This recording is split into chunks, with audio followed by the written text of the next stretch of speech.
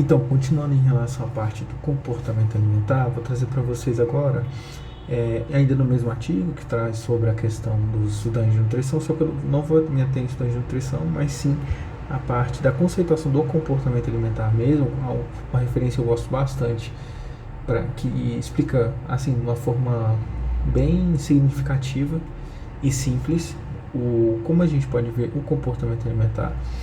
E também um questionário psicométrico, né, que pode ser utilizado para a gente avaliar o comportamento alimentar de pessoas ou de você mesmo. E ele está disponível na internet, você pode aplicar, auto-aplicar. Não tire considerações precipitadas de que aquilo é um determinismo, um resultado que sair, mas é uma forma de você balizar seu sensor, né, seus boundaries, se você está indo para fora do limite ou não. E provavelmente, se você tiver uma nota muito alta, tem alguns pontos que devem ser ressaltados, e aí eu aconselho a você a buscar um nutricionista quando essa nota estiver alta, porque talvez você não tenha muita clareza do que está de fato acontecendo. A gente pode até supor, né, mas é legal sempre ter um auxílio de um profissional mesmo, que entenda o que de fato você está passando, né? Porque dentro do seu sensor você não conseguiu perceber que você saiu do seu boundary, do seu limite, então provavelmente a sua análise vai estar um pouco enviesada, entende? Então é legal ver um outro ponto de vista. Não quer dizer que o seu esteja errado, mas é bom ver outro, porque assim você aprimora em relação ao seu próprio sensor, dos seus boundaries, dos seus limites. Mas entrando no vídeo em si, uma referência de Alves e Bog, 2007, citando Dias Garcia, de 1994, então não é uma temática que começou ontem, é uma temática trabalhada há bastante tempo, porém agora, eu acredito que muito em voga em relação à parte da pandemia, onde houve um aumento de doenças psicossomáticas, né, ansiedade, depressão, e essa parte mental, a saúde mental ficou muito em voga, e sempre existe essa parte mental, né, a importância da saúde mental, mas agora está de uma forma mais expressiva, né, em números e número de casos, o número de pessoas que tomam medicamento para haver esse controle. Mas essa conceituação e esse estudo já vem sido feito há bastante tempo. E aí o que ele traz sobre o que é o comportamento alimentar, né? É um conjunto de procedimentos relacionados às práticas alimentares de grupos humanos, ou seja, o que come, quanto come, como come, quando come, onde come, com quem se come. Olha que interessante os questionamentos. Muitas das vezes a gente só se pergunta o que a gente come, o local, o horário e quanto, né, ali o porcionamento. Mas às vezes a gente não pergunta com quem come, né? Como se come. Não no sentido de talher, mas pode ser também com a mão, enfim, da forma que você achar conveniente. Mas o como come também pode ir para um lado mais emocional. Você come com raiva, você come com alegria, com tristeza, porque isso influencia também nesse aspecto, né, dessas práticas alimentares em relação ao comportamento alimentar, né? E também aspectos socioculturais, então, alimentos e preparações apropriadas para situações, né? Será que faz sentido comer um alimento quente em dias quentes? Né? Será que você vai se sentir bem? Será que é uma coisa intuitiva que se faz? Ou é o inverso? Dias quentes, comidas mais frias, mornas, né? E dias frios, comidas mais quentes. Porque nisso até pode aumentar ou diminuir a questão da sua patabilidade, né? Sua vontade de comer aquele alimento. E aí, às vezes você fala que está comendo pouco, mas às vezes não está fazendo muito sentido no contexto. É mais ou menos esse espectro, né? Esse ponto de vista que eu quero trazer em relação a esse ponto. Combinações de alimentos, né? Então, muita gente não come, por exemplo, arroz e feijão, né? Um caldo sendo feijão e um molho de tomate junto, porque a comida vai ficar muito aguada. Aí a pessoa fala, não como muito, mas aí quando vai ver as combinações dela dentro dos boundaries dela não faz tanto sentido, porque a gente tem que ajudar ela a fazer perguntas para ela mesma para entender se aquilo faz sentido, se de fato é ela que está sem apetite ou as combinações que não estão sendo congruentes para aquilo que apetece a ela, entende? E preparações, né? As preparações, como elas estão sendo feitas.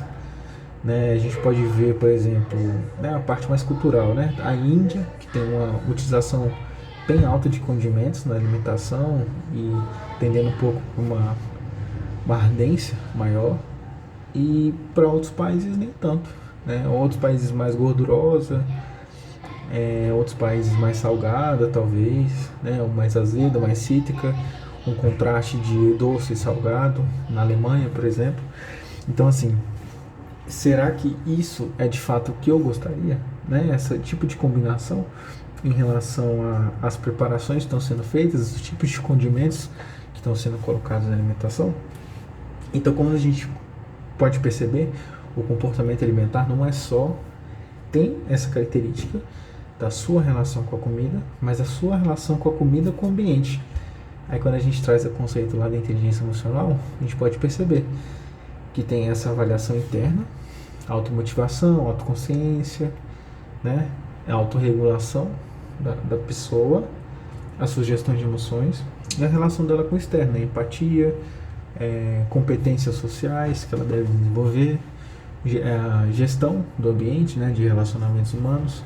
Então tudo isso, e a gente pode atrelar também a inteligência emocional, que está também sendo trabalhado dentro do comportamento alimentar.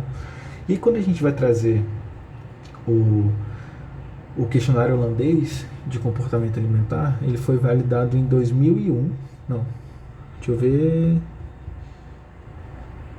1986, 2001 e 2003 ele foi validado na população brasileira. Então ele foi traduzido do holandês brasileiro e foi validado no Brasil para ser utilizado aqui com esse intuito de avaliar o comportamento alimentar de brasileiros.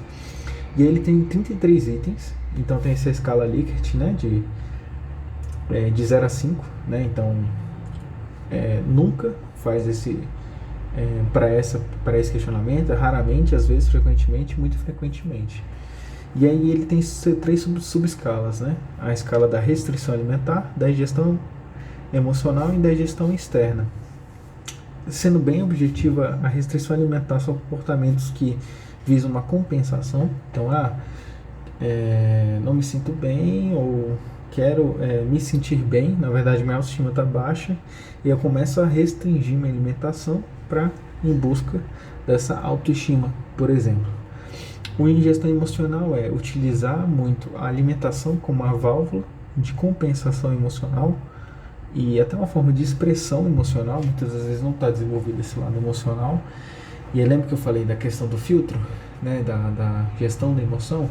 Então a pessoa sente raiva, em vez dela de fato expressar a raiva, aí às vezes dependendo do local tem que ser mais contido, às vezes pode extravasar, né? Enfim, cada contexto uma avaliação diferente, mas ela utiliza a comida para ser a forma de expressão dela daquela emoção. Então tá com raiva, come, tá triste, come, tá feliz, come.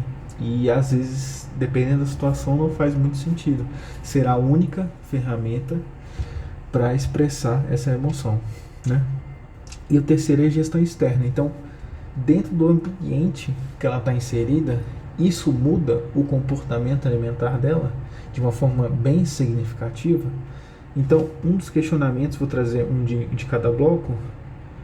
1, 2, 4. Então, ingestão emocional, por exemplo. Você tem desejo de comer quando se sente irritado? Tá vendo? Tá muito atrelado essa questão da emoção, né? Quando a gente pensa na ingestão externa, se a comida lhe parece apetitosa, você come mais do que o habitual? Então, dentro do ambiente externo, a comida é uma coisa externa também, um ambiente onde ela está inserida. Sei lá, uma lasanha. A lasanha chama muita atenção para ela. Ou um pão de queijo, uma relação afetiva que tem com o pão de queijo. Eu quase nunca como pão de queijo. E quando tem, vai lá e come muito, né? Mais que o habitual. Será que isso está sendo uma ingestão externa, né? Será que esse ambiente está influenciando todo esse contexto do comer além do necessário? E um exemplo aqui de restrição alimentar: se seu peso aumenta, você come menos do que o habitual? É uma forma de compensação. E a gente pode entender que o peso ele oscila bastante. Por exemplo, se eu pegar aqui e tomar essa garrafinha, né, 2 garrafinhas dessas que dariam 1 litro de água, meu peso na balança vai aumentar 1 quilo. E aí, será que esse 1 quilo de fato representa 1 quilo de gordura? Muitas das vezes a gente não consegue distinguir isso, né, de uma forma racional, a gente fica muito inconsciente. Nossa, estou mais gordo. Aí passa o dia inteiro de jejum, aí não rende no trabalho, as suas relações humanas ficam muito ruins, acaba se estressando com o outro por conta talvez do baixo nível de energia, de consumo de energia, fica um pouco mais irritadiço. E aí, olha como é que o comportamento alimentar, né, um simples ato de olhar na balança, o desdobramento que ele pode ter no dia. Por isso que eu acho muito interessante e tenho estudado bastante essa temática. Então, o questionário holandês de comportamento alimentar eu vou deixar para vocês aqui na descrição. O link, eu vou deixar o link, na verdade, do estudo. E aí vocês podem ver nos apêndices, né, nos anexos, o questionário, os 33 tópicos. E vou deixar também a referência do Dias em relação à descrição do que seria o comportamento alimentar, tá bom? Valeu!